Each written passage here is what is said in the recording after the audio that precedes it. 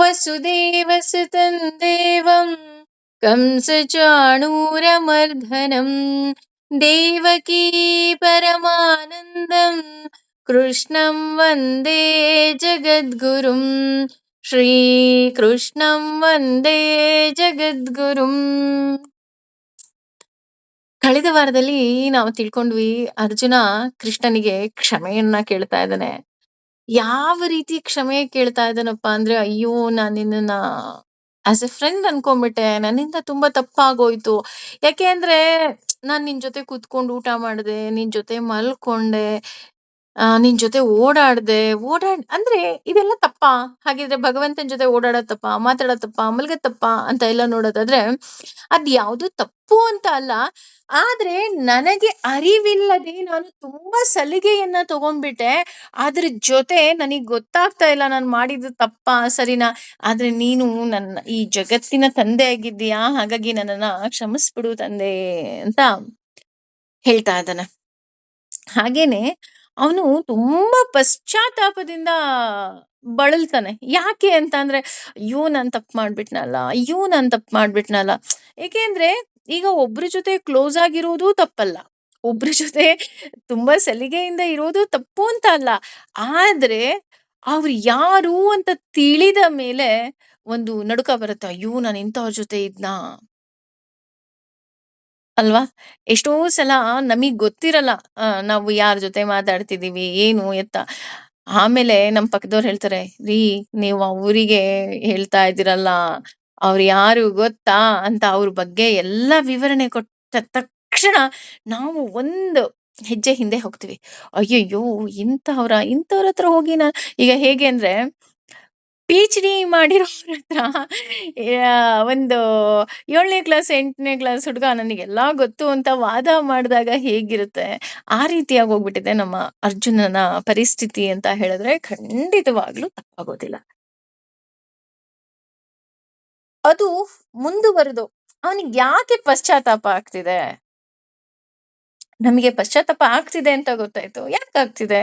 ಅದನ್ನ ಎಷ್ಟು ಸುಂದರವಾಗಿ ಇಂದಿನ ಶ್ಲೋಕಗಳಲ್ಲಿ ವಿವರಣೆಯನ್ನ ಕೊಡ್ತಾನೆ ಅಂತ ಅಂದ್ರೆ, ಪಿತಾ ತಂದೆಯು ಅಸಿ ಆಗಿದ್ದೀಯೆ, ಲೋಕಸ್ಯ ಸಕಲ ಲೋಕಗಳ ಚರ ಚಲಿಸುವ ಅಚರಸ್ಯ ಚಲಿಸದಿರುವ ತ್ವಂ ನೀನು ಅಸ್ಯ ಈ ಪೂಜ್ಯ ಪೂಜನೀಯ ಛ ಕೂಡ ಗುರುಹು ಗುರುವು ಗರೀಯಾನ್ ಮಹಾಮಹಿಮನು ನ ಎಂದಿಗೂ ಇಲ್ಲ ತ್ವಂ ಸಮಃ ನಿನಗೆ ಸಮಾನರು ಅಸ್ತಿ ಆಗಿದ್ದಾನೆ ಅಭ್ಯಧಿಕಃ ಉನ್ನತನು ಕುತಃ ಹೇಗೆ ಸಾಧ್ಯ ಅಸ್ಯ ಬೇರೊಬ್ಬನು ಲೋಕತ್ರಯ ಮೂರು ಲೋಕಗಳಲ್ಲಿ ಅಪಿ ಕೂಡ ಅಪ್ರತಿಮ ಪ್ರಭಾವ ಅಂದ್ರೆ ಅಳತೆ ಮಾಡಲಾಗದಷ್ಟು ಬಲಶಾಲಿಯಾಗಿದ್ದೀಯೇ. ಅಂದ್ರೆ ಯಾಕೆ ನಾನು ಪಶ್ಚಾತ್ತಾಪ ಪಡ್ತಾ ಇದ್ದೀನಿ ಅಂದ್ರೆ, ನೀನ್ ಕೇವಲ ನನ್ನ ಫ್ರೆಂಡ್ ಅಷ್ಟೇ ಅಲ್ಲ. ಅಂದ್ರೆ ನಾನು ನಿನಗೆ ಫ್ರೆಂಡ್ ಅಂತ ಅನ್ಕೊಂಡ್ಬಿಟ್ಟಿದ್ದೆ ಅಂತ ಹೇಳ್ದ ಅಲ್ವಾ? ಈಗ ಅವ್ನು ಹೇಳ್ತಾ ಇದ್ದಾನೆ, ನನ್ಗೆ ಯಾಕೆ ಇಷ್ಟೊಂದು ಪಶ್ಚಾತ್ತಾಪ ಆಗ್ತಿದೆ, ನನ್ಗೆ ಯಾಕೆ ಇಷ್ಟೊಂದು ಸಾರಿ. ಈಗ ನಿಮ್ಗೆ ತುಂಬಾ ಬೇಕಾದವ್ರ ಹತ್ರ ನಾವು ಒಂದು ಸಲ ಸಾರಿ ಕೇಳಿ ಸುಮ್ನಾಗಲ್ಲ. ಅಯ್ಯೋ ಸಾರಿ ಆಯ್ತಾ, ಅಯ್ಯೋ ಸಾರಿ ಆಯ್ತಾ. ನನ್ಗೆ ಯಾಕಂದ್ರೆ ಅಂತ ನಾವು ಮತ್ತೆ ಮತ್ತೆ ಮತ್ತೆ ಮತ್ತೆ ಮತ್ತೆ ವಿವರಣೆಯನ್ನ ಕೊಡ್ತೀವಿ. ತುಂಬಾ ಬೇಕಾದವ್ರಿಗೆ ಮಾತ್ರ ನಾವು ವಿವರಣೆ ಕೊಡೋದು, ಸುಮ್ನೆ ಎಲ್ರಿಗೂ ಕೊಡಲ್ಲ. ಅದೇ ತರ ಇಲ್ಲಿ ನಾನು ನಿನ್ನನ್ನ ಬರೀ ಫ್ರೆಂಡ್ ಅಂತ ಅನ್ಕೊಂಡಿದ್ದೆ, ಹಂಗಿದ್ರೆ ಫ್ರೆಂಡ್ ಅನ್ಕೋಬಾರ್ದಾ ಅಂತ ನೋಡೋದಾದ್ರೆ, ಇಲ್ಲ ನೀನ್ ನನ್ ಫ್ರೆಂಡೇ.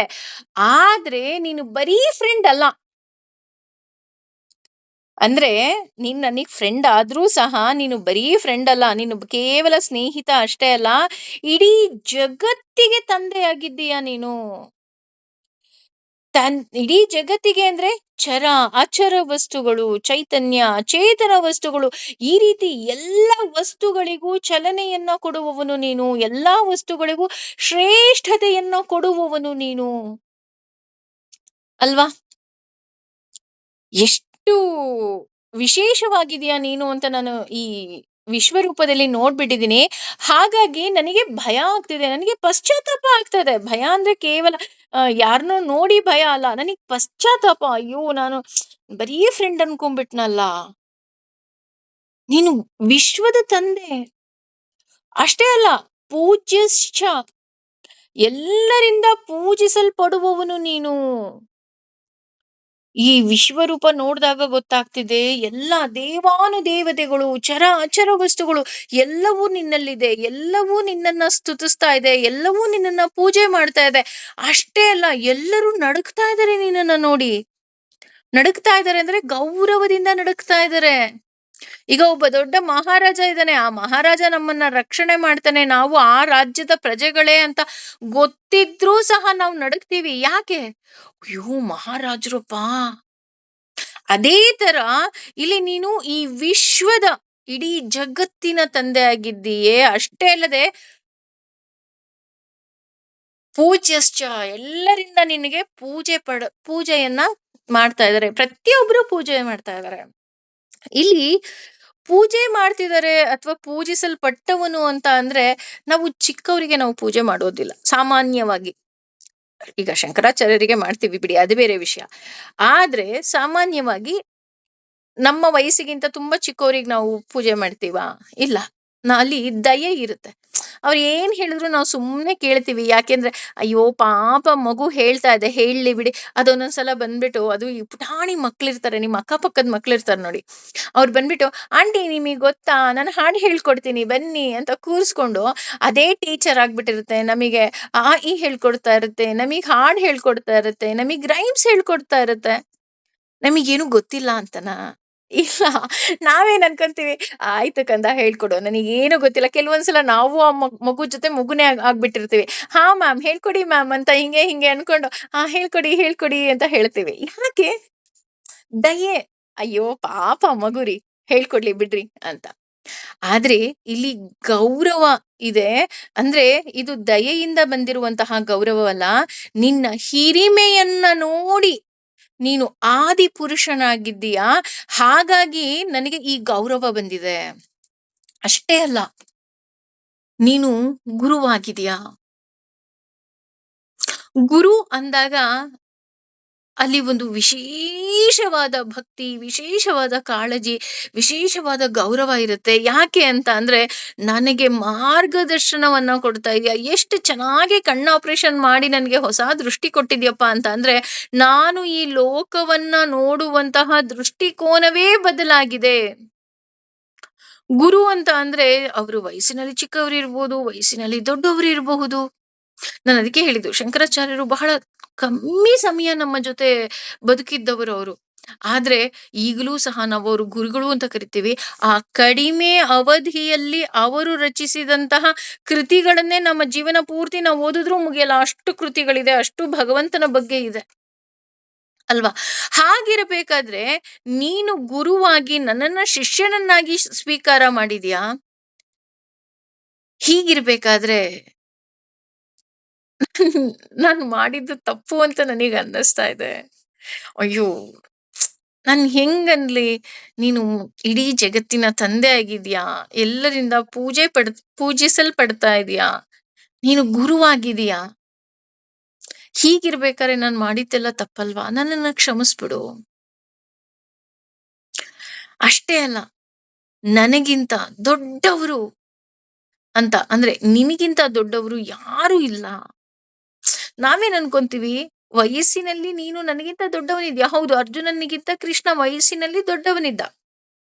ಆದರೆ ಇಲ್ಲಿ ವಯಸ್ಸಿನಲ್ಲಿ ಅಷ್ಟೇ ಅಲ್ಲ, ನಿನ್ನ ಹಿರಿಮೆಯಲ್ಲಿ, ನಿನ್ನ ಗುಣದಲ್ಲಿ ಅಷ್ಟೇ ಅಲ್ಲ, ನೀನು ಸರ್ವೋತ್ತಮನಾಗಿದ್ದೀಯಾ.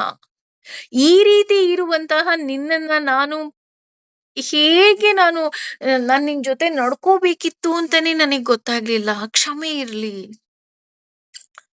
ಹಾಗೇನೆ ನಮಗಿಂತ ಹೆಚ್ಚಿನವರು, ಯಾ ನಾವು ಯಾರಿಗಾದ್ರೂ ನಾವು ನಮಸ್ಕಾರ ಮಾಡ್ತೀವಿ, ದೊಡ್ಡವರಿಗೆ ನಮಸ್ಕಾರ ಮಾಡ್ತೀವಿ ಅಂದ್ರೆ ನಾವೇನ್ ಮಾಡ್ತೀವಿ? ನಮಸ್ಕಾರ ಅಂದ್ಬಿಟ್ಟು ಹೋಗ್ತೀವಿ. ಅಫ್ಕೋರ್ಸ್ ನಮ್ಮ ಬಾಯಿ ನಮಸ್ಕಾರವನ್ನ ಹೇಳುತ್ತೆ. ಆದ್ರೆ ಇಲ್ಲಿ ಅರ್ಜುನ ನಮಸ್ಕಾರ ಮಾಡ್ತಾ ಇರೋದು ಕೇವಲ ಬಾಯಿಯಿಂದ ಅಲ್ಲ, ಕೇವಲ ದೇಹದಿಂದ ಅಲ್ಲ. ಈ ಸ್ಕೂಲ್ಗಳಲ್ಲಿ ಟೀಚರ್ ಬಂದ್ರು ಅಂದ ತಕ್ಷಣ ತಲೆ ಬಗ್ಸಿ ಗುಡ್ ಮಾರ್ನಿಂಗ್ ಮ್ಯಾಮ್ ಅಂತ ಹೇಳ್ತೀವಿ. ಅಲ್ಲಿ ಗುಡ್ ಮಾರ್ನಿಂಗ್ ಮ್ಯಾಮ್, ನಮಸ್ತೆ ಮ್ಯಾಮ್ ಬಾಯಿಂದ ಬರ್ತಾ ಇರುತ್ತೆ, ನಮ್ ದೇಹ ತಲೆ ಬಗ್ಗಿರುತ್ತೆ. ಆದ್ರೆ ಮನ್ಸಿಂದ ಮಾಡ್ತಾ ಇರ್ತೀವ? ಎಷ್ಟೋ ಜನ ಮಾಡೋದಿಲ್ಲ ಅಲ್ವಾ? ಅದಕ್ಕೆ ನಾನು ಈ ಉದಾಹರಣೆ ಕೊಟ್ಟಿದ್ದು ಅಷ್ಟೇನೆ. ಆದ್ರೆ ಇಲ್ಲಿ ನಮಸ್ಕಾರ ಅಂತ ಇಲ್ಲಿ ನಾನು ಏನ್ ಹೇಳ್ತಾ ಇದ್ದೀನಿ, ನಾನು ತಲೆ ಬಾಗಿ ನಮಸ್ಕರಿಸ್ತಾ ಇದ್ದೀನಿ ನಿನಗೆ. ಮನಸ್ಸಿನಿಂದ ಬಾಗಿದ್ದೀನಿ. ಅದಿಕ್ಕೇನೆ ನಾವು ಸರ್ವಂ ಶ್ರೀ ಕೃಷ್ಣಾರ್ಪಣಮಸ್ತು ಅಂತ ಹೇಳ್ತಾ ಇದ್ದೀವಿ.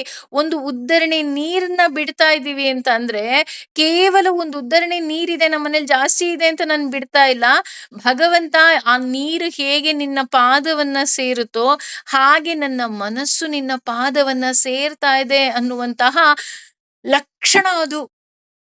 ನಾವು ಸರ್ವಂ ಶ್ರೀ ಕೃಷ್ಣಾರ್ಪಣಮಸ್ತು ಅಂದ್ರೆ ಬಾಯಿಂದ ಓ ಸರ್ವಂ ಶ್ರೀ ಕೃಷ್ಣಾರ್ಪಣಮಸ್ತು, ಭಗವಂತ ನೀನ್ ಹೇಳಿದ್ಯಲ್ಲ ಎಲ್ಲ ನನ್ಗ ಅರ್ಪಿಸು ಅಂತ, ನಾನ್ ನೋಡು ನಿಂಗೆ ಅರ್ಪಿಸಿದೀನಿ, ಮುಗ್ದು ಹೋಯ್ತು ನನ್ ಕೆಲ್ಸ.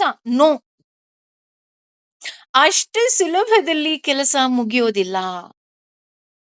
ನೀನು ಸರ್ವಂ ಶ್ರೀ ಕೃಷ್ಣಾರ್ಪಣಮಸ್ತು ಅಂತ ಹೇಳ್ತಿದ್ಯಾ, ಯಾರಿಗೋ ಒಬ್ರಿಗೆ ನಮಸ್ಕಾರ ಮಾಡ್ತಾ ಇದ್ಯಾ, ತಲೆ ಬಾಗಿ ಮನಸ್ಪೂರ್ವಕವಾಗಿ ನೀನು ಮಾಡಬೇಕು. ಆ ರೀತಿ ಇಲ್ಲಿ ಅರ್ಜುನ ಕೇವಲ ಬಾಯಿಯಿಂದಲೋ ಕೇವಲ ದೇಹದಿಂದಲೋ ಅಲ್ಲ, ಮನಸ್ಸನ್ನ ಬಾಗಿ ನಮಸ್ಕರಿಸ್ತಾ ಇದ್ದಾನೆ. ಕ್ಷಮಿಸ್ಬಿಡು ತಂದೆ. ಹೇಳ್ತಾರಲ್ವಾ, ಪಶ್ಚಾತ್ತಾಪಕ್ಕಿಂತ ದೊಡ್ಡ ಪ್ರಾಯಶ್ಚಿತ ಇನ್ನೊಂದಿಲ್ವೇ ಇಲ್ಲ. ಅಂದ್ರೆ ಭಗವಂತ ನಾವ್ ಏನೇ ತಪ್ಪು ಮಾಡಿದ್ರು ಅವನು ಕ್ಷಮಿಸ್ತಾನೆ ಅಂತ ಅಲ್ಲ, ಅವನಿಗೆ ನಾವ್ ಆ ರೀತಿ ಕೇಳ್ಬೇಕು ಕಣ್ರಿ. ಅಂದ್ರೆ ನಾವು ಭಗವಂತನನ್ನ ಹೇಗೆಲ್ಲಾ ಕೇಳಬೇಕು ಅನ್ನೋದು ಹಲವಾರು ಕಥೆಗಳು ಭಾಗವತದಲ್ಲೂ ಸಹ ಬರ್ತಾ ಹೋಗುತ್ತೆ. ಆ ಒಂದು ಚಿಕ್ಕ ಅಂದ್ರೆ ಪೂರ್ತಿ ಕಥೆ ಹೇಳೋದಿಲ್ಲ, ಜಸ್ಟ್ ಒಂದ್ ಸ್ವಲ್ಪ ಹೇಳ್ಬಿಟ್ಟು ನಿಲ್ಲಿಸ್ಬಿಡ್ತೀನಿ ಅಷ್ಟೇನೆ. ನೋಡಿ, ಅಲ್ಲಿ ಗಜೇಂದ್ರ ಮೋಕ್ಷ ಕತೆ ಬರ್ತಾ ಹೋಗುತ್ತೆ. ಗಜೇಂದ್ರ ಮೋಕ್ಷ ಕತೆ ಬಂದಾಗ ಆ ಮೊಸಳೆ ಆನೆಯ ಕಾಲನ್ನ ಹಿಡಿಯುತ್ತೆ. ನಮ್ಮೆಲ್ರಿಗೂ ಗೊತ್ತು ಅಲ್ವಾ ಗಜೇಂದ್ರ ಮೋಕ್ಷ ಕತೆ. ಗಜ ಅಂದ್ರೆ ಏನು? ಆನೆ. ಆನೆ ಅಂದ್ರೆ ಏನು? ಮದ ಏರಿರುವಂತಹದ್ದು. ಮದ ಏರಿರುತ್ತೆ, ಅದಕ್ಕೆ ಆನೆ ಅನ್ನೋದು, ಗಜ ಅನ್ನೋದು. ಆದ್ರೆ ಇಲ್ಲಿ ನಾವು ಆನೆಯನ್ನ ಎಲಿಫೆಂಟ್ ನ ನಾವು ಇಮ್ಯಾಜ್ ಮಾಡ್ಕೊಳ್ತಾ ಇದೀವಿ. ಅದು ಎಲಿಫೆಂಟ್ ಅಲ್ಲ, ಅದು ನಾವು. ಯಾಕೆಂದ್ರೆ ನಮ್ಗೆ ನಾನು ನನ್ನದು ನನ್ನಿಂದ ಅನ್ನೋ ಅಹಂಕಾರ ನನಗೆ ತುಂಬಿದೆ, ಆ ಮದ ನನಗಿದೆ. ಹಾಗಾಗಿ ನಾನು ಆನೆ. ಅಲ್ಲಿ ಗಜೇಂದ್ರ ನೀರು ಕುಡಿಲಿಕ್ಕೆ ಹೋದ. ನೀರು ಕುಡ್ದು ಬಂದಿದ್ದಿದ್ರೆ ಬಹುಶಃ ಏನೂ ಆಗ್ತಿರ್ಲಿಲ್ಲ. ಆದ್ರೆ ಅವನು ನೀರು ಕುಡಿಯೋದಿಕ್ಕೆ ಹೋದವನು ಮೈ ಮರ್ತ್ಬಿಟ್ಟ. ಅದ್ರ ಜೊತೆ ಅಲ್ಲಿ ಹತ್ತಾರು ಆನೆಗಳಿತ್ತು. ಅವನು ಬರೀ ಗಜ ಅಲ್ಲ, ಗಜೇಂದ್ರ ಅಂದ್ರೆ ಆನೆಗಳ ರಾಜ ಅವನು. ಹಾಗಾಗಿ ಅಲ್ಲಿ ಆನೆಗಳ ರಾಜ ಅಂದ ತಕ್ಷಣ ಹಿಂಡು ಹೋಗಿತ್ತು. ಆ ಹಿಂಡಿನಲ್ಲಿ ಹತ್ತಾರು ಆನೆಗಳಿತ್ತು. ಹತ್ತಾರು, ಈಗ ಒಂದು ಆನೆಗೆ 4 ಕಾಲು ಅಂದ್ರೆ 10 ಆನೆಗಳಿತ್ತು ಅಂದ್ರು ಅಲ್ಲೊಂದು 40 ಕಾಲಿತ್ತು ಅಲ್ವಾ? ಆ 40 ಕಾಲುಗಳಲ್ಲಿ ಆ ಮೊಸಳೆ ಯಾಕೆ ಇವನ ಕಾಲೇ ಹಿಡಿತು? ಯಾಕೆ ಅಂದ್ರೆ ಗೊತ್ತಿತ್ತು, ನಾನು ಯಾರ ಕಾಲು ಹಿಡಿದರೆ ಭಗವಂತ ನನ್ನ ಕಾಲವನ್ನ ಸಂಹಾರ ಮಾಡ್ತಾನೆ ಅಂತ ಗೊತ್ತಿತ್ತೋ, ಅಂತಹವರ ಕಾಲನ್ನ ಹಿಡಿತೇ ವಿನಃ ನಮ್ಮ ಹಾಗೆ ಬಕೆಟ್ ಹಿಡಿಯುವಂತಹ ಕೆಲಸ ಅದು ಮಾಡಿಲ್ಲ. ಈಗಿನ ಕಾಲದಲ್ಲಿ ಮಾಡ್ತಾರಲ್ವಾ ಬಕೆಟ್ ಹಿಡಿಯೋ ಕೆಲಸ. ಏ ನೀವ್ ಬಿಟ್ರೆ ಇಲ್ಲ ರೀ, ನಿಮ್ಮಿಂದನೇ ಹಂಗೆ ರೀ, ಹಿಂಗೆ ರೀ. ಇಲ್ಲ, ಇಲ್ಲಿ ಗಜೇಂದ್ರನ ಜೊತೆ ಆ ಮೊಸಳೆಗೂ ನಾವು ಅಪ್ರಿಶಿಯೇಟ್ ಮಾಡ್ಬೇಕು. ಅದು ಯಾರ್ಯಾರ ಕಾಲೋ ಹಿಡಿಲಿಲ್ಲ. ಯಾರ ಕಾಲ್ ಹಿಡಿದ್ರೆ ನನ್ನ ಕಾಲ ಅಂದ್ರೆ ನನ್ನನ್ನ ಸಂಹಾರ ಮಾಡಕ್ಕೆ ಹರಿ ಬರ್ತಾನೆ ಅಂತ ಗೊತ್ತಿತ್ತೋ, ಅದು ಹಿಡಿದು ಹೇಳ್ತಾ ಹೋಗ್ತಾರೆ 10,000 ವರ್ಷ ಅದು ಹಿಡಿದಿತ್ತಂತೆ. 10,000 ವರ್ಷ ಹಿಡಿದಿತ್ತು ಅಂದ್ರೆ ಅರ್ಥ ಏನು? 10,000 ವರ್ಷಗಳವರೆಗೆ ಅದು ಊಟ ಮಾಡಿಲ್ಲ. ಅದು ಯಾವುದರ ಬಗ್ಗೆನೂ ಚಿಂತೆ ಮಾಡಿಲ್ಲ. ಯಾಕೆ ಅಂತ ಅಂದ್ರೆ, ನನಗೆ ಮೋಕ್ಷ ಬೇಕು, ನನಗೆ ಮುಕ್ತಿ ಬೇಕು. ಭಗವಂತ ನಾನು ಇವನ ಕಾಲ್ ಹಿಡ್ಕೊಂಡಿದ್ದೀನಿ. ಇವನ ಕಾಲ್ ಹಿಡಿದ್ರೆ ನೀನು ನನಗೆ ಮೋಕ್ಷವನ್ನ ಕೊಡ್ತೀಯ ಅಂತ ಆ ಮೊಸಳೆಗೂ ಗೊತ್ತಿತ್ತು. ಅಷ್ಟೇ ಅಲ್ಲ, ಕೊನೆಗೆ ಆ ಆನೆ ಅಲ್ಲೇ ಇದ್ದಂತಹ ಒಂದು ಹೂವನ್ನ ತೆಗೆದು ಪೂಜೆಯನ್ನ ಮಾಡತ್ತೆ. ಯಾವ ಹೂ ಪೂಜೆ ಮಾಡ್ತು? ಬೇಕಾದಷ್ಟು ಹೂವಿತ್ತಲ್ವಾ? ಆದ್ರೆ ಯಾವ್ಯಾವ್ದೋ ಹೂ ಪೂಜೆ ಮಾಡ್ಲಿಲ್ಲ ಅದು. ಕಮಲವನ್ನೇ ಪೂಜೆ ಮಾಡಿದ್ದು. ಯಾಕೆಂದ್ರೆ ಕಮಲ ಬಂದು ಮೋಕ್ಷದ ಸಂಕೇತ. ಪದ್ಮನಾಭ ಅವನು. ಹಾಗಾಗಿ ಕಮಲವನ್ನ ಹಿಡಿದು ಪೂಜೆಯನ್ನ ಮಾಡ್ತು. ನೋಡಿ ಎಷ್ಟೆಲ್ಲ ಒಂದಕ್ಕೊಂದು ಲಿಂಕ್ ಇರುತ್ತೆ ಅಂತ ನಮಗೆ ಗೊತ್ತಿರೋದಿಲ್ಲ. ನೀವು ಏಕಾದಶಿಯ ಉಪವಾಸವನ್ನ ಮಾಡ್ತಾ ಇದ್ದೀರಾ ಅಥವಾ ಯಾವುದೋ ಒಂದು ವ್ರತಾಚರಣೆಯನ್ನ ಮಾಡ್ತೀರಾ ಅಂದ್ರೆ ಅದರ ಹಿಂದೆ ಸಾಕಷ್ಟು ಅರ್ಥ ಇರುತ್ತೆ. ಈ ಗಜೇಂದ್ರ ಕಥೆಯನ್ನ ಮತ್ತೆ ಮುಂದೆ ವರ್ಸೋಣ. ಆದ್ರೆ ನಾನಿಲ್ಲಿ ಯಾಕೆ ಗಜೇಂದ್ರನ ಕಥೆಯನ್ನ ಇಲ್ಲಿ ಈ ಸಂದರ್ಭದಲ್ಲಿ ಹೇಳಿದೆ ಅಂತ ಅಂದ್ರೆ, ನಾವು ಯಾವುದೇ ಕೆಲಸವನ್ನ ಮಾಡಿದ್ರು ಸಹ ಅದು 1 ನಿಮಿಷನೋ 10,000 ವರ್ಷನೋ ನನಗೆ ಗೊತ್ತಿಲ್ಲ. ಅದನ್ನ ಮನಸ್ಪೂರಕವಾಗಿ ಮಾಡ್ಬೇಕು. ಇಲ್ಲ ನನಗದು ಬೇಕೇ ಬೇಕು. ನಾನು ಅಷ್ಟೇ ಹಠ ಹಿಡಿಬೇಕು. ಯಾವ ರೀತಿ ಹಠ ಹಿಡಿಬೇಕಪ್ಪ ಅಂದ್ರೆ 3 ವರ್ಷ ಅಥವಾ 2 ವರ್ಷದ ಮಗು ಅಮ್ಮ ಹೊಡೆದ್ರುನು, "ಅಮ್ಮ ನೀನೇ ಬೇಕು. ಅಮ್ಮ ಸಾರಿ ಅಮ್ಮ" ಅಂತ ಅಮ್ಮನ ಕಾಲನ್ನ ಹೇಗೆ ಹಿಡಿಯುತ್ತೆ, ಆ ರೀತಿ ನಾವು ಸಹ ಭಗವಂತ ನಮಗೆ ಏನೆಲ್ಲ ಕಷ್ಟ ಕೊಟ್ರು, "ನನಗ್ ಗೊತ್ತಿಲ್ಲ. ನೀನ್ ಕಷ್ಟ ಕೊಟ್ಟಿರೋದೆಲ್ಲ ನನಗ್ ಪಾಠ ಕಲಿಯಕ್ಕೆ ತಾನೆ. ನೀನ್ ಏನ್ ಕಷ್ಟ ಕೊಟ್ರು ನಾನು ಆ ಪಾಠವನ್ನ ಕಲ್ತ್ಕೊಂತೀನಿ. ಆದ್ರೆ ನೀನೇ ಬೇಕು" ಅಂತ ಭಗವಂತನ ಕಾಲ್ ಹಿಡಿಬೇಕು. ಆ ರೀತಿ ಇದ್ದಾಗ ಮಾತ್ರ ಭಗವಂತ ನಮ್ಮನ್ನ ಗಜೇಂದ್ರನನ್ನ ರಕ್ಷಣೆ ಮಾಡ್ದ ಹಾಗೆ ನಮ್ಮನ್ನ ರಕ್ಷಣೆ ಮಾಡ್ತಾನೆ. ನಮ್ಗ್ 10,000 ವರ್ಷ ಬೇಡ ಕಣ್ರಿ. ನಾವು ಬದುಕೋದೇ ಕಲಿಯುಗದಲ್ಲಿ ಇರೋದೇ 100 ವರ್ಷ. 100 ವರ್ಷ ಬದುಕಿದ್ರೆ ಅದೇ ಹೆಚ್ಚು. ಅಲ್ಲಿ 100 ವರ್ಷ ಅಂದ್ರೆ ಆಲ್ರೆಡಿ ಎಷ್ಟೋ ಜನ ನಮ್ಮ ಅರ್ಧ ಆಯಸ್ಸನ್ನ ಕಳ್ಕೊಂಡ್ಬಿಟ್ಟಿದೀವಿ. ಇನ್ನು ಇರೋದೇ ಅರ್ಧ ಆಯಸ್ಸು. ಆ ಅರ್ಧ ಆಯಸ್ಸನ್ನ ಅವ್ರು ಹಾಗಂತೆ, ಇವ್ರು ಹೀಗಂತೆ, ಹಾಗಂತೆ, ಹೀಗಂತೆ ಬೇಡ. ಇರುವ ಅಷ್ಟೂ ಸಮಯವನ್ನ ನಾವು ಭಗವಂತನಿಗೆ ಅರ್ಪಿಸ್ಬೇಕು. ಈ ಭಗವಂತ ಅರ್ಜುನನ್ನ ಪಾರ್ಥ ಪಾರ್ಥ ಅಂತ ಕರೀತಾನೆ ಅಲ್ವಾ? ಯಾಕೆ ಪಾರ್ಥ ಅಂತ ಕರೆದ? ನಾವ್ ಅನ್ಕೊಂತಾ ಇದೀವಿ ಅರ್ಜುನ ಕೃಷ್ಣ ಅರ್ಜುನನಿಗೆ ಹೇಳ್ತಾ ಇದ್ದಾನೆ ಅಂತ. ಅಲ್ಲ, ಅವನು ಹೇಳುತ್ತಿರುವ ಭಗವದ್ಗೀತೆಯ ಒಂದೊಂದು ಶ್ಲೋಕವೂ ಸಹ ನಮಗೆ ಹೇಳ್ತಾ ಇರೋದು. ಯಾಕೆ ಅಂದ್ರೆ ನಿಜವಾದ ಪಾರ್ಥರು ನಾವು. ಪಾರ್ಥ ಅಂದ್ರೆ ಭಗವಂತ ನಮ್ಮೊಳಗೆ ಇದ್ದಾಗ ನಾವು ಪಾರ್ಥ. ಅದೇ ಭಗವಂತ ನಮ್ಮಿಂದ ಹೊರಟು ಹೋದ್ರೆ ನಾವು ಪಾರ್ಥಿವ ಶರೀರವಾಗ್ತೀವಿ. ನೋಡಿ, ಯಾರು ಹೆಣ ಅನ್ನೋದಿಲ್ಲ, ಶವ ಅನ್ನೋದಿಲ್ಲ. ಹೇಳೋದೇನು? ಪಾರ್ಥಿವ ಶರೀರ. ಯಾಕೆ ಪಾರ್ಥಿವ ಶರೀರ ಅಂತೀವಿ? ಭಗವಂತ ನಮ್ಮೊಳಗಿದ್ರೆ ನಾವು ಪಾರ್ಥ, ನಾವು ಧನ್ಯರು. ಭಗವಂತ ನಮ್ಮಿಂದ ಹೊರಗೆ ಹೋದ್ರೆ ನಾವು ಪಾರ್ಥಿವ ಶರೀರ. ಎಷ್ಟು ಅರ್ಥ ಇದೆ ಅಲ್ವಾ? ಹಾಗಾಗಿ ಈ ಸಂಸ್ಕೃತದ ಒಂದೊಂದು ಪದಗಳು, ಭಗವಂತ ಉಚ್ಚಾರಣೆ ಮಾಡಿರುವಂತಹ ಒಂದೊಂದು ಪದಗಳಿಗೂ ಸಹ ಅಷ್ಟು ಅರ್ಥ ಇದೆ. ಇಲ್ಲಿ ಭಗವಂತ ಹೇಳ್ತಾ ಇರೋದು ಅರ್ಜುನನಿಗಲ್ಲ, ನಮಗ್ ಹೇಳ್ತಾ ಇರೋದು. ನಾವದನ್ನ ಅರ್ಥ ಮಾಡ್ಕೋಬೇಕು. ಅದಕ್ಕೆ ಇನ್ನು ಅರ್ಜುನ ಏನೆಲ್ಲ ಹೇಳ್ತಾನೆ ಅಂತ ಅಂದ್ರೆ, ಇನ್ನು ಮುಂದುವರೆದು ಹೇಳ್ತಾ ಹೋಗ್ತಾನೆ. ತಸ್ಮಾತ್ ಆದ್ದರಿಂದ, ಪ್ರಣಮ್ಯ ನಮಸ್ಕರಿಸುತ್ತಾ, ಪ್ರಣಿಧಾಯ ನೆಲ ಕೊರಗಿಸಿ, ಕಾಯಂ ದೇಹವನ್ನ, ಪ್ರಸಾದಯೇ ಅನುಗ್ರಹಿಸು ತಂದೆ. ತ್ವಂ ನಿನಗೆ, ಅಹಂ ನಾನು, ಈಶಂ ಪರಮ ಪ್ರಭುವಾದ, ಈಢ್ಯಂ ಪೂಜನೀಯನಾದ, ಪಿತಾತವ ತಂದೆಯಂತೆ, ಪುತ್ರಸ್ಯ ಮಗನೊಂದಿಗೆ, ಸಖೈವ ಸ್ನೇಹಿತನಂತೆ, ಸಾಖ್ಯ ಮಿತ್ರನೊಂದಿಗೆ, ಪ್ರಿಯಾಹ ಪ್ರಿಯಕರನು, ಪ್ರಿಯಾಹ ಪ್ರಿಯತಮೆಯೊಂದಿಗೆ, ಅರ್ಹಸಿ ಅರ್ಹನಾಗಿದ್ದೀಯೇ ದೇವಾ ನನ್ನ ಪ್ರಭುವೇ, ಸೋಢ್ಯಂ ಸಲ್ಲಿಸಲು. ಅಂದ್ರೆ ನೀನು ಕ್ಷಮಿಸ್ಲೇಬೇಕು ನನ್ನನ್ನ. ಯಾಕೆ ಕ್ಷಮಿಸ್ಬೇಕು? ಅಲ್ವಾ? ನಾವೇನಾದ್ರು ಸಾರಿ ನನ್ನನ್ನ ಕ್ಷಮಿಸಿ ಅಂತ ಅಂದ ತಕ್ಷಣ ಆ ಕಡೆಯಿಂದ ಬರೋ ಉತ್ತರ ಕೋಪದಲ್ಲಿ, ನಾನು ಯಾಕೆ ನಿನ್ನನ್ನು ಕ್ಷಮಿಸ್ಬೇಕು?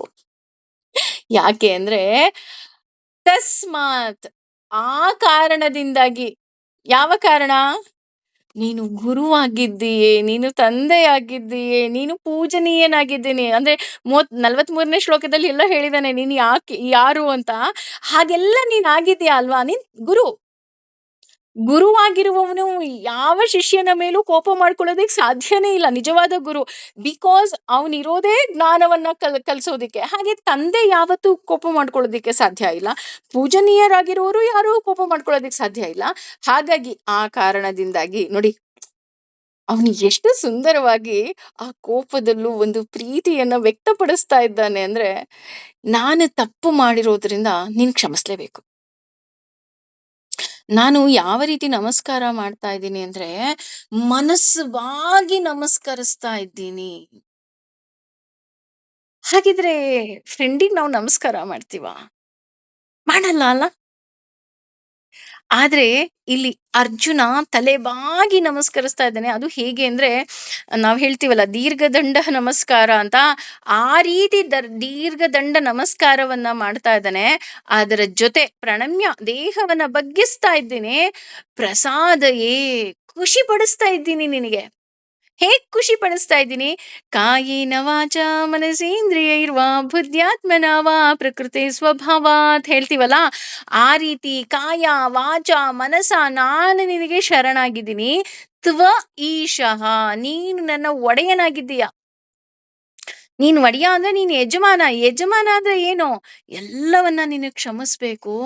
ಅಷ್ಟೇ ಅಲ್ಲ, ನೀನು ನನಗೆ ಜನ್ಮ ಜನ್ಮದಲ್ಲಿ ನೀನು ನನಗೆ ಸಹಾಯವನ್ನ ಮಾಡಿದ್ದೀಯಾ. ಯಾಕೆ ಜನ್ಮ ಜನ್ಮದಲ್ಲಿ ಸಹಾಯ ಮಾಡಿದ್ಯಪ್ಪ ಅಂತ ಅಂದ್ರೆ, ಈ ಜನ್ಮದಲ್ಲಿ ನನಗೆ ಯಾರ್ ತಂದೆನೋ ನನಗೆ ಗೊತ್ತಿಲ್ಲ. ಅಂದ್ರೆ ಈ ಈ ಜನ್ಮದಲ್ಲಿ ಒಬ್ರು ತಂದೆ ಇದ್ದಾರೆ. ಹಿಂದಿನ ಜನ್ಮದಲ್ಲಿ ಯಾರ್ ತಂದೆ ಇದ್ರು ಗೊತ್ತಿಲ್ಲ. ಆದ್ರೆ ಹಿಂದಿನ ಜನ್ಮದಲ್ಲಿ ಯಾರ್ ತಂದೆ ಇದ್ರು ನನಗೆ ಗೊತ್ತಿಲ್ಲ. ಮುಂದೆ ಯಾರ್ ತಂದೆ ಆಗ್ತಾರೆ ನನಗೆ ಗೊತ್ತಿಲ್ಲ. ಆದ್ರೆ ನೀನು ಜನ್ಮ ಜನ್ಮಗಳ ತಂದೆ ಆಗಿದ್ದೀಯೇ. ಈಡ್ಯ ಹೇಳುತ್ತಿರುವೆ. ಯಾವ ತರನಪ್ಪ ಅಂದ್ರೆ,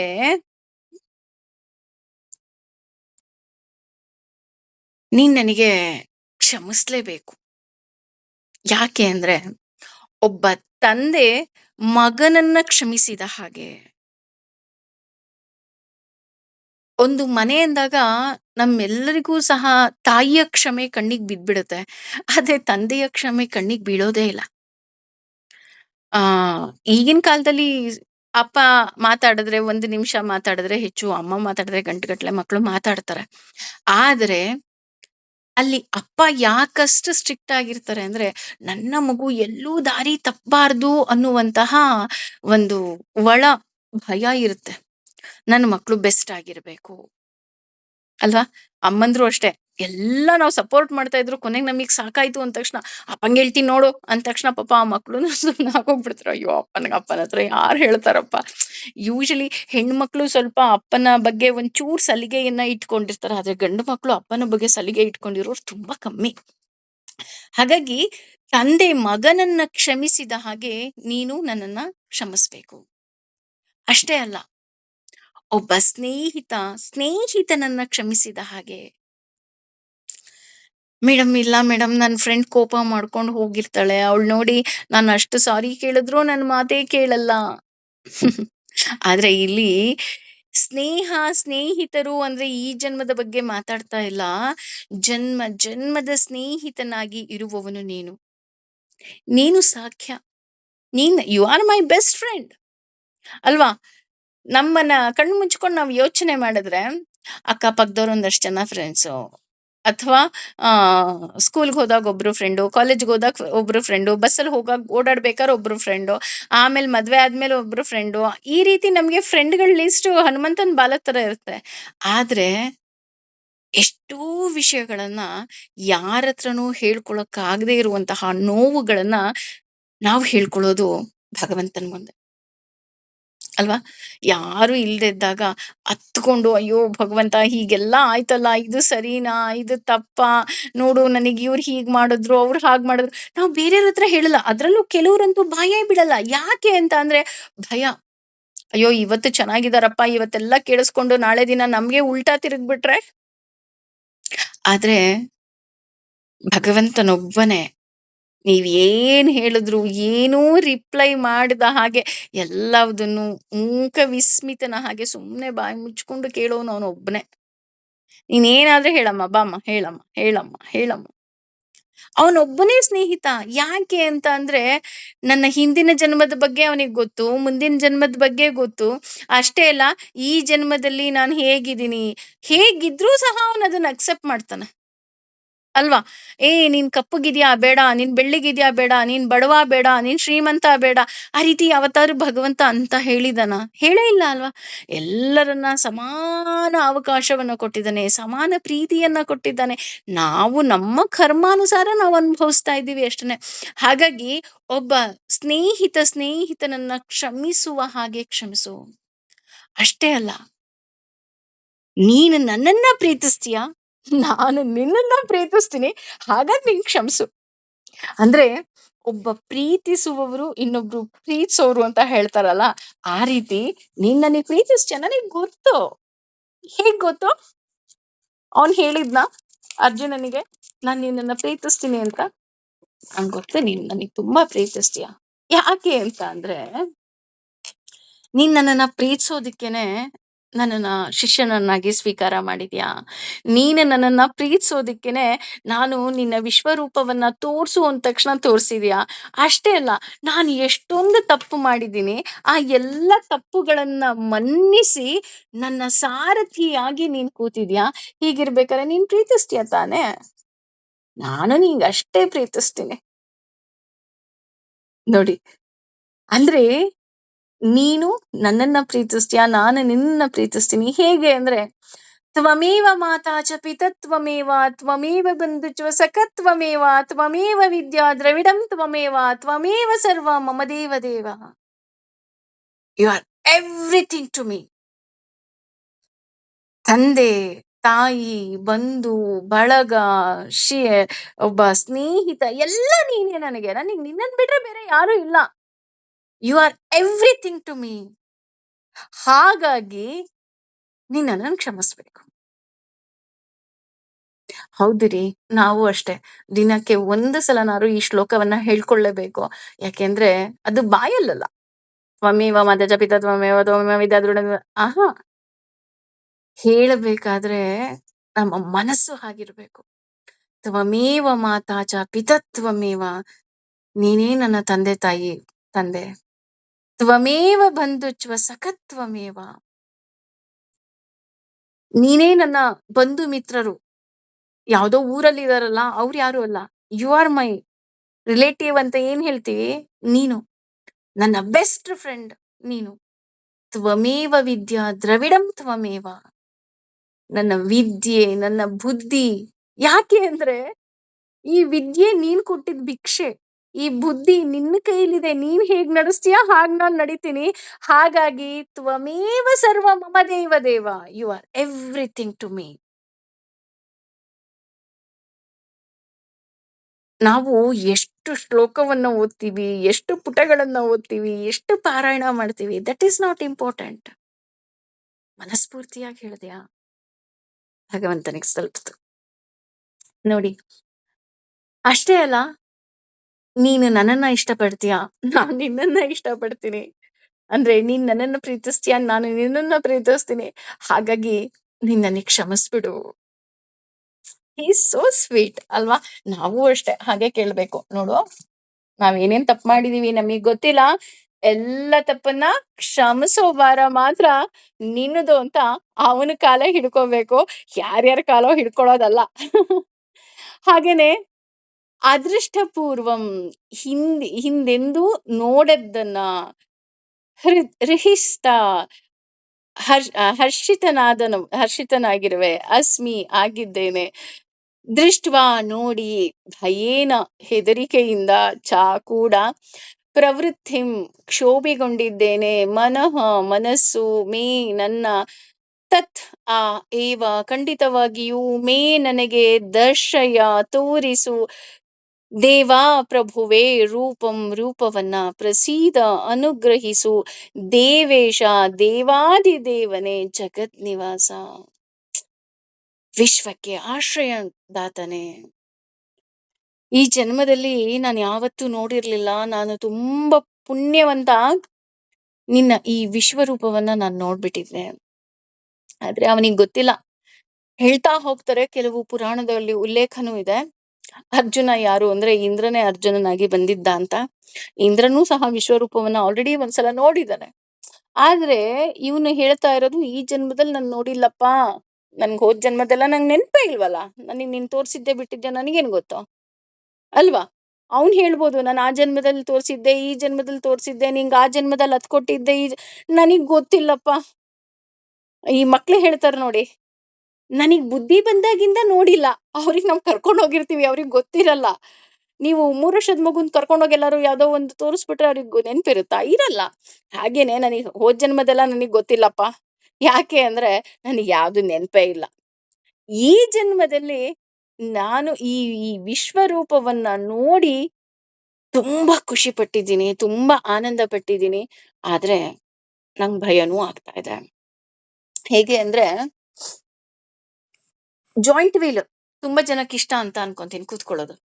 ಅದ್ರಲ್ಲಿ ನಾನು ಒಬ್ಳು. ನಂಗೂ ತುಂಬಾ ಇಷ್ಟ. ಎಕ್ಸಿಬಿಷನ್‌ಗೆ ಹೋದ್ರೆ ಆಸೆ ಪಟ್ಟು ಕೂತ್ಕೊಂತೀನಿ. ತುಂಬಾ ಭಯನೂ ಹೌದು. ಭಯ ಇದ್ರೂ ಕೂತ್ಕೊಳ್ತೀವಿ. ಆ ಜಾಯಿಂಟ್ ವೀಲಲ್ಲಿ ದುಡ್ಡು ಕೊಟ್ಬಿಟ್ಟು ಕೂತ್ಕೊಳ್ತೀವಿ. ಕೂತ್ಕೊಂಡಾಗ ಮೇಲ್ ಕರ್ಕೊಂಡ್ ಹೋಗ್ಬೇಕಾದ್ರೆ ತುಂಬಾ ಖುಷಿ ಆಗತ್ತೆ. ಆಹಾ! ಇದು ನೋಡ್ತಾ ಇದ್ದೀನಿ, ಅದು ನೋಡ್ತಾ ಇದ್ದೀನಿ, ಎಷ್ಟು ಮೇಲಿಂದ ಎಲ್ಲವನ್ನ ನೋಡ್ತಾ ಇದ್ದೀನಿ ಅಂತ ಖುಷಿ ಆಗತ್ತೆ. ಆ ಜಾಯಿಂಟ್ ವೀಲ್ ಮೇಲಿಂದ ಕೆಳಗ್ ಬರ್ಬೇಕಾದ್ರೆ, ಆ ಹೊಟ್ಟೆನಲ್ಲಿ ಒಂದ್ ರೀತಿ ಗುಳ್ಗುಳ ಅಂತ ಒಂಥರ ಅನುಭವ ಆಗತ್ತೆ. ಅದು ಒಂಥರ ಭಯನೂ ಆಗುತ್ತೆ. ಅಯ್ಯೋ ದೇವ! ಅಪ್ಪಿ ತಪ್ಪಿ ಜಾಯಿಂಟ್ ವೀಲ್ ಎಲ್ಲಾರು ಬಿದ್ ಗಿದ್ ಹೋದ್ರೆ ಗತಿ ಏನಪ್ಪಾ? ಪ್ಲಸ್ ಆ ಹೊಟ್ಟೆನಲ್ಲಿ ಒಂದು ಅನುಭವನೂ ಆಗುತ್ತೆ. ಮೇಲಿಂದ ಕೆಳಗಡೆ ಬರ್ಬೇಕಾದ್ರೆ ಯಾರಾದ್ರೂ ಜಾಯಿಂಟ್ ವೀಲ್ ಅಲ್ಲಿ ಕೂತಿದ್ರೆ ಅವ್ರಿಗೆ ಗೊತ್ತಿರುತ್ತೆ. ಎಲ್ರಿಗೂ ಆಗತ್ತೆ ಅದು. ಅದೊಂಥರ ಹಿಂಸೆ ಅದು. ಆದ್ರೆ ಚೆನ್ನಾಗಿರುತ್ತೆ. ಆ ರೀತಿ ಈಗ ಜಾಯಿಂಟ್ ವೀಲ್ ಅಲ್ಲಿ ದುಡ್ಡು ಕೊಟ್ಟು ನಾವು ಖುಷಿನೂ ಸಿಕ್ಕುತ್ತೆ, ಭಯನೂ ಇರುತ್ತೆ. ರೈಟ್? ಅದೇ ರೀತಿ ಅದು ಆಟ, ಅನುಭವ. ಆದ್ರೆ ಈ ನಿನ್ನ ವಿಶ್ವರೂಪ ಇದೆ ಅಲ್ವಾ? I am so happy. ನಾನ್ ತುಂಬಾ ಖುಷಿ ಪಟ್ಟಿದ್ದೀನಿ. ನಾನ್ ನಿನ್ನನ್ನು ಆ ವಿಶ್ವರೂಪ ಯಾರಿಗೂ ತೋರ್ಸಿಲ್ಲ. ಈ ಜನ್ಮದಲ್ಲಿ ನಾನು ಯಾವತ್ತೂ ನೋಡಿರ್ಲಿಲ್ಲ. ಇವಾಗ್ ನೋಡ್ತಾ ಇದ್ದೀನಿ. ನನಗ್ ಖುಷಿ ಇದೆ. ಆದ್ರೆ ನಿಜವಾಗ್ಲೂ ಭಯನೂ ಆಗ್ತಾ ಇದೆ. ನನಗ್ ತಡ್ಕೊಳಕ್ ಆಗ್ತಾ ಇಲ್ಲ. ಹೇಳ್ತೀವಲ್ಲ, ಜಾಯಿಂಟ್ ವೀಲಿಂದ ಇಳಿದು ಬರ್ತಿದ್ದಂಗೆನೆ ಯಾ ಯಾರು ನಮ್ಮ ಕಡೆಯವ್ರ್ ಇರ್ತಾರೋ ಅವ್ರ ಕೈ ಇಟ್ಕೊಂಡು, ಅಬ್ಬಾ ಸಾಕಾಗೋಯ್ತಪ್ಪ ಜಾಯಿಂಟ್ ವೀಲಲ್ಲಿ ಕೂತಿದ್ದು. ಆ ರೀತಿ ನನಗೂ ಸಹ ಭಯ ಆಗ್ತಿದೆ ನಿನ್ನ ಈ ವಿಶ್ವರೂಪವನ್ನ ನೋಡಿ. ಅದೇ ರೀತಿ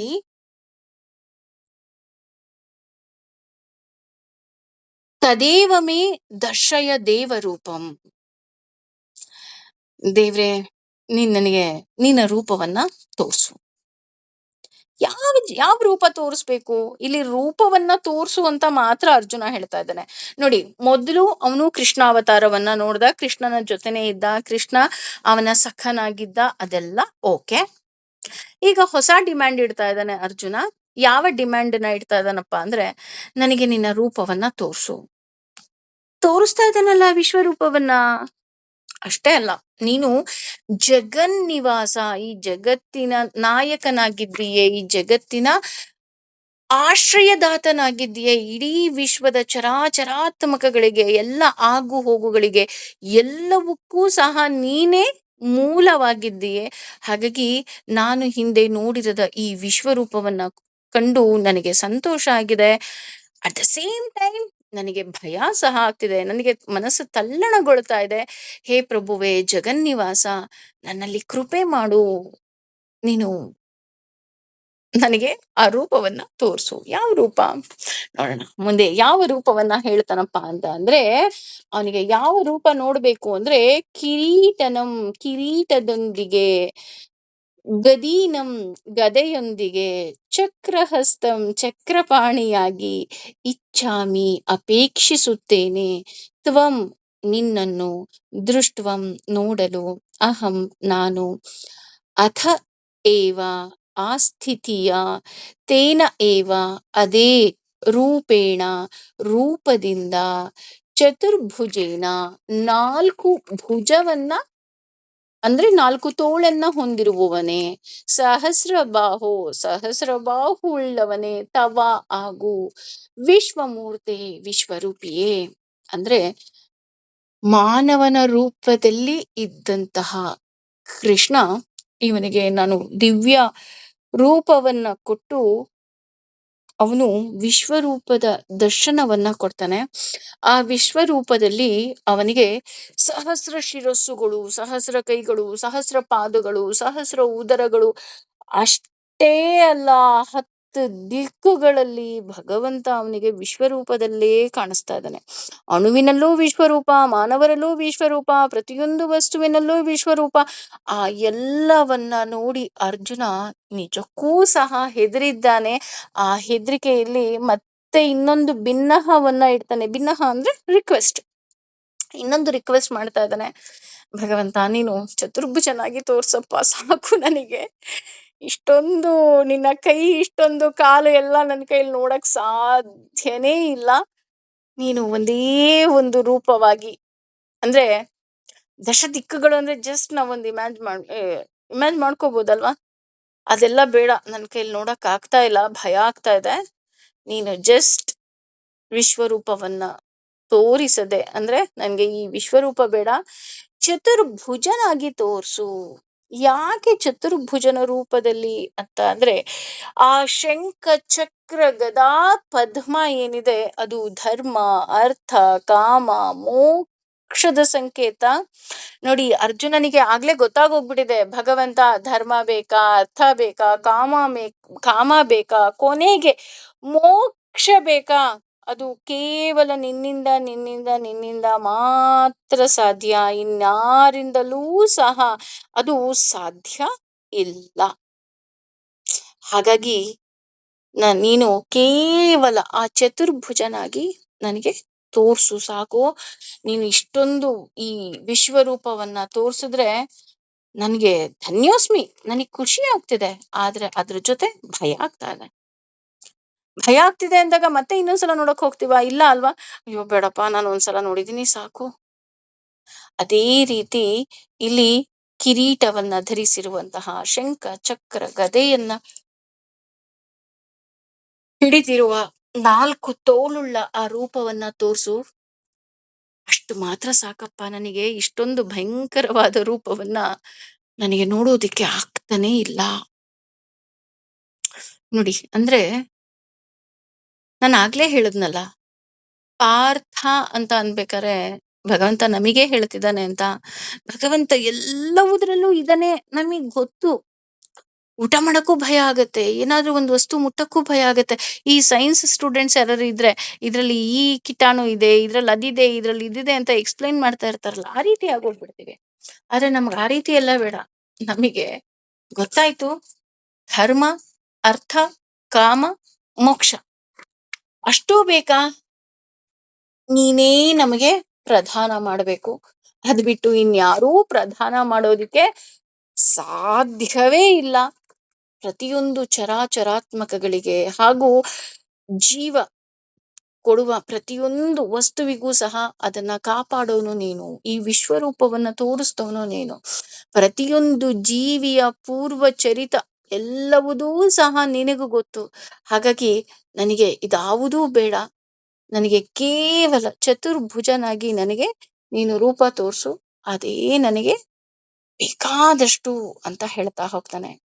ಈ ರೀತಿಯಾದ ಹೊಸ ಡಿಮ್ಯಾಂಡ್ ಅನ್ನ ಇಟ್ಟಂತಹ ಅರ್ಜುನನಿಗೆ ಕೃಷ್ಣ ಯಾವ ರೀತಿ ಉತ್ತರ ಕೊಡ್ತಾನೆ ಅಂತ ನಾವು ಮುಂದಿನ ತರಗತಿಯಲ್ಲಿ ನೋಡೋಣ. ಈ ವಿಶ್ವರೂಪದಲ್ಲಿ ನಮಗೆ ಗೊತ್ತಾಗಿದ್ದಂತೂ ಒಂದೇ, ಭಗವಂತ ಪ್ರತಿಯೊಂದು ವಸ್ತುವಿನಲ್ಲೂ ಆತ ಇದ್ದಾನೆ. ಹಾಗಾಗಿ ಆತ ತಂದೆಯಾಗಿ, ತಾಯಿಯಾಗಿ, ನಮ್ಮ ಬಂಧುವಾಗಿ, ನಮ್ಮ ಬಳಗವಾಗಿ, ಹೇಳ್ವಲ್ಲ, ತ್ವಮೇವ ಮಾತಾ ಚ ಪಿತತ್ವಮೇವ, ತ್ವಮೇವ ಬಂಧುಚ್ವ ಸಖತ್ವಮೇವ, ತ್ವಮೇವ ವಿದ್ಯಾ ದ್ರವಿಡಂ ತ್ವಮೇವ, ತ್ವಮೇವ ಸರ್ವ ಮಮ ದೇವ ದೇವ. ಭಗವಂತ ನೀನೇ ನನಗೆಲ್ಲ ಕಣೋ, ನೀನ್ ಬಿಟ್ರೆ ಇನ್ಯಾರು ಇಲ್ಲ. ನೋಡಿ, ಇಷ್ಟೆಲ್ಲ ಗೊತ್ತಿದ್ರು ನೀನೇ ಕಣೋ ಅಂತಾನೆ ಬರುತ್ತೆ. ಯಾಕೆ ಅಂದ್ರೆ ಆ ಆತ್ಮೀಯತೆ. ಭಗವಂತ ನೀನ್ ಬಿಟ್ರೆ ನನಗೆ ಇನ್ಯಾರು ಇಲ್ಲ ಕಣಪ್ಪ, ಹಾಗಾಗಿ ನನ್ನನ್ನ ಕಾಪಾಡೋನು, ನನ್ನನ್ನ ಸಲಹುವವನು ನೀನೇ ಅಂತ ಅರ್ಜುನ ಹೇಳಿದ ಹಾಗೆ ನಾವು ಹೇಳಬೇಕು. ಸರ್ವಂ ಶ್ರೀ ಕೃಷ್ಣಾರ್ಪಣಮಸ್ತು, ಸರ್ವೇ ಜನ ಸುಖಿನೋ ಭವಂತು, ಸಮಸ್ತ ಸನ್ಮಂಗಲಾನಿ ಭವಂತು. ಈ ವಿಶ್ವರೂಪದಲ್ಲಿ ನಮಗೂ ಸಹ ಭಗವಂತ ಆ ವಿಶ್ವರೂಪದ ದರ್ಶನವನ್ನ ಮಾಡಿಸ್ತಾ ಇದ್ದಾನೆ. ಅವನು ಆ 4 ತೋಳುಳ್ಳ ರೂಪವನ್ನ ತೋರ್ಸಲ್ವಾ? ಮುಂದೆ ನೋಡೋಣ. ಐ ಹೋಪ್ ನೀವೆಲ್ಲ ಎಂಜಾಯ್ ಮಾಡ್ತಾ ಇದ್ದೀರಾ ಅನ್ಕೊಂತೀನಿ. ಸರ್ವಂ ಶ್ರೀ ಕೃಷ್ಣಾರ್ಪಣಮಸ್ತು. ಸರ್ವೇ ಜನ ಸುಖಿನೋ ಭವಂತು. ಸಮಸ್ತ ಸನ್ಮಂಗಲಾನಿ ಭವಂತು. Thank you.